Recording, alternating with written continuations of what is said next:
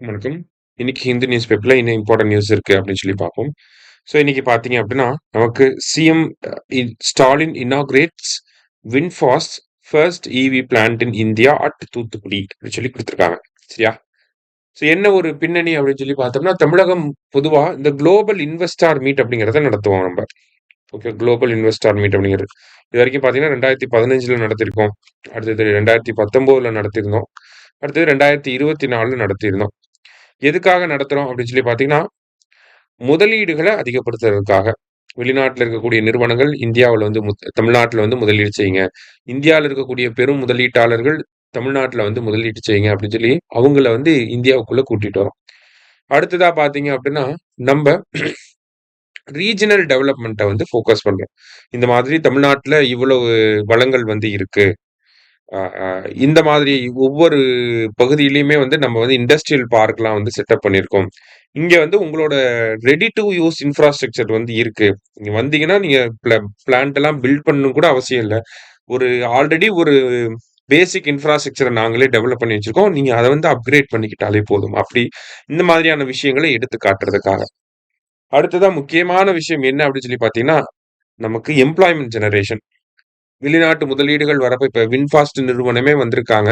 வந்தனால அவங்க செட்டப் பண்ணக்கூடிய அந்த மேனுஃபேக்சரிங் பிளான்ட்ல மட்டுமே 3500 பேர் வந்து வேலை பார்க்க முடியும்.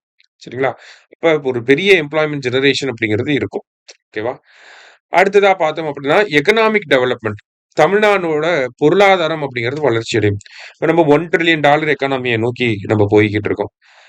$1 டிரில்லியன் எக்கானமிய நோக்கி போறப்ப, அதிகமான முதலீடுகள் வந்து, அதிகமான தொழிற்சாலைகள் தமிழ்நாட்டுக்குள்ள வரப்ப என்ன ஆகுது அப்படின்னா, நமக்கு நெறைய பேருக்கு வேலை வாய்ப்பு குடுக்குறோம். அதன் மூலியமா வந்து நம்ம பொருளாதாரத்த மேம்படுத்த முடியும். இந்த நிறுவனங்கள் எல்லாமே நெறைய உற்பத்திய வந்து அதிகப்படுத்துவாங்க. ஸோ, புரொடக்ஷன் வந்து அதிகமாகறப்ப, அந்த எக்ஸ்போர்ட் எல்லாம் நம்ம பண்ண ஆரம்பிப்போம். அப்ப எக்ஸ்போர்ட் செக்டாரும் வளரும். புரொடக்ஷன் செக்டாரும் வளரும். ஒரு காம்ப்ரிஹென்சிவ் டெவலப்மென்ட் அப்படிங்கிறது இருக்கும். இப்படி ஒரு டெவலப்மென்ட் இருந்தா தான் நம்மளால அந்த 1 டிரில்லியன் எக்கானமி எல்லாம் அச்சீவ் பண்ண முடியும். சரிங்களா? ஸோ அப்ப இந்த மாதிரியான காரணங்கள்லாம் இருக்கு. ஸோ கடைசியா பார்த்தீங்கன்னா, ரீஜினல் டெவலப்மென்ட் இது எல்லாமே நம்ப பார்த்தது தான். சரியா? ஸோ இந்த மாதிரியான அப்ஜெக்டிவ்ஸ பேஸ் பண்ணி தான் நமக்கு குளோபல் இன்வெஸ்டார் மீட் அப்படிங்கிறது இருக்கு. ஓகேவா? அது வந்து நம்ம நடத்துறதுக்கான காரணம் அதுதான். ஸோ இப்ப கடைசியா பார்த்தீங்கன்னா, 2024ல நடத்திருக்கோம். அதுல நெறைய ஒப்பந்தங்கள் வந்து போடப்பட்டிருக்கும். அதுல ரொம்ப ஹைலைட்டிங்கா இருந்த ஒரு ஒப்பந்தம் என்ன அப்டின்னா, இந்த வின்ஃபாஸ்ட் அப்படிங்கிற நிறுவனத்தோட தமிழக அரசாங்கம் போட்ட இந்த புரிந்துணர்வு ஒப்பந்தம். ஆ இந்த நிறுவனம் வந்து பார்த்தீங்கன்னா, வியட்நாம சேர்ந்த நிறுவனம். வின்ஃபாஸ்ட் அப்படிங்கிறது. இந்த நிறுவனம் எலக்ட்ரிக் வெஹிக்கிள்ஸ மேனுஃபேக்சர் பண்ணுவாங்க. எலக்ட்ரிக் வெஹிக்கிள் கார் எல்லாமே மேனுஃபேக்சரிங் பண்ணக்கூடிய ஒரு நிறுவனம் தான். இந்த நிறுவனத்த முதல் முறையா அவங்க இந்தியாவுக்குள்ள இன்வெஸ்ட்மென்ட் பண்ண வராங்க.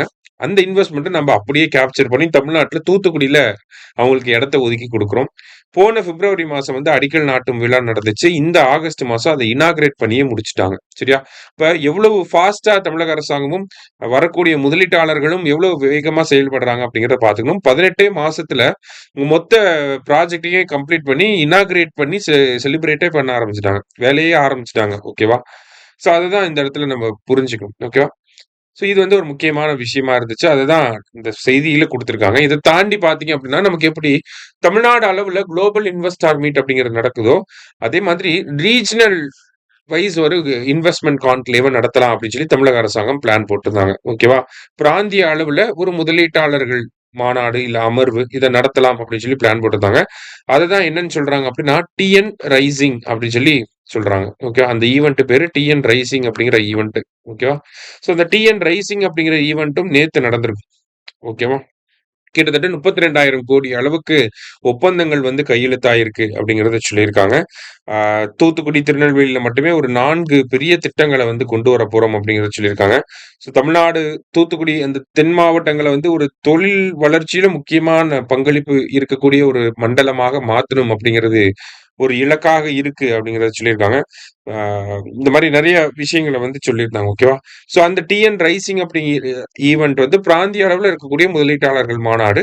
முதல்ல எங்க நடந்துச்சு அப்படின்னா, தூத்துக்குடியில நடந்துச்சு அப்படிங்கிற அந்த செய்தியையும் நம்ம தெரிஞ்சுக்கணும். சரிங்களா? ஸோ இன்றைய செய்தித்தாள்ல இருந்து முக்கிய செய்தினா இதுதான். மீண்டும் நாளை செய்தித்தாள் வாசிப்புல சந்திக்கலாம். நன்றி. சுரேஷ் ஐஏஎஸ் அகாடமி வெற்றியின் முகவரி.